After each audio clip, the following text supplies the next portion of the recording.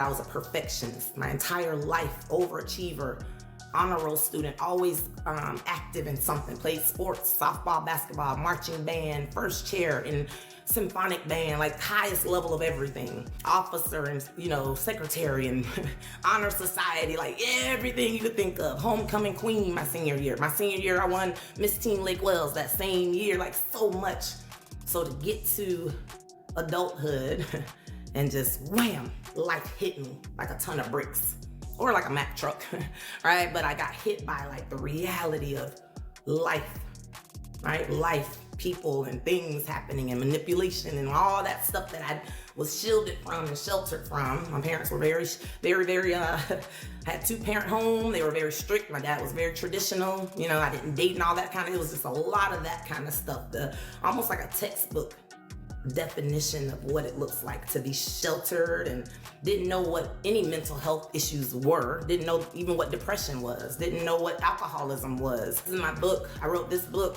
It came out last summer, and it's called My Perfect Imperfections, How I Learned to Live in My Truth, which is about my journey. I watched myself become an alcoholic slowly, and then I also did that in silence. I didn't tell a single soul that I was struggling the way I was struggling.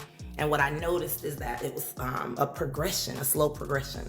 It was that hanging out at first, and then occasionally, and anything that you're doing, whether it's eating, food can be an addiction. It is an addiction for a lot of people. Gambling, shopping is an addiction. Sex is an addiction for a lot of people. Adult entertainment, that stuff can be what we reach for when we're stressed, when we're looking for soothing, when we're looking for an escape. I called it numbing. When I would drink, that's what I ended up doing. I was self-medicating. That was my medicine every day. All right, every day. I knew that when I got home or after happy hour, I was still gonna come home and drink. So not only was that an expensive habit, it was detrimental to my body, to my mind every day, just that horrible loop. At a certain point, I knew that it was an addiction. Because what I would do every few days or so, I would have that conversation with myself. I need to cut back. I've been drinking every day, right? Especially 6-7 years in. By the time I got to that 8th year, it was every day, right? Every day. And it was a need. I could not function.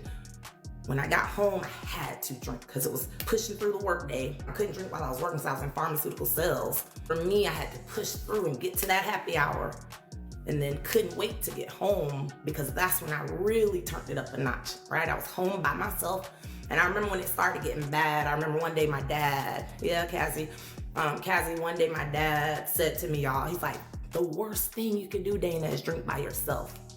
And I remember just like the reality, y'all, when people say certain things and that was so scary for me because it was like, I'm good. I'm just relaxing. I'm good. It's just in denial, complete denial. So for me, it just came to a head though. At the very end, I couldn't take it anymore. I couldn't function anymore.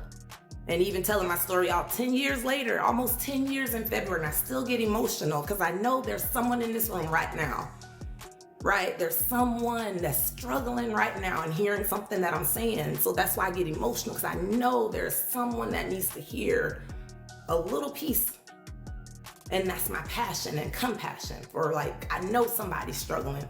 I remember what it was like getting out of bed each morning, the agony, like just heavy depression, like heavy, literally like pulling myself out of bed every day and functioning, y'all. When you're a functioning alcoholic, the irony is that you're functioning, right? So guess what? When I got to the end, I wasn't even functioning anymore. I was clunking out, and it's like I kept going. I'm still gonna keep showing up, smiling in these doctors' faces, knowing that deep inside I was broken, hurting every day, not telling anyone because I was embarrassed. I was ashamed. I was hurting, and I felt like I should be over that by now. So for anybody in this room feeling like I should be okay now, that happened X amount of years ago. No, give yourself grace. Hey, Love Tay, give yourself grace. Thank you, Love Tay. And I didn't, y'all, I wasn't giving myself grace. I wasn't giving myself permission to be human. That's why now I'm like, oh, make those mistakes, leave the typos, Miss China. Y'all live like, just relax, right? That's my thing. Thank you, Stony. Good morning, Stony. Right, y'all, just take it down a couple of notches. That's what I've had to learn to do. And it's easier said than done. Very, very much so. Easier said than done. But man, when you're living this day to day though, and if you're starting to look at your patterns, start to turn into habits. Yeah, Remy.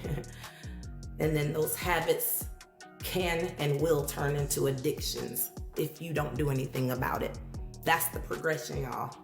Some people go from a stressor straight to an addiction, right? That's the range.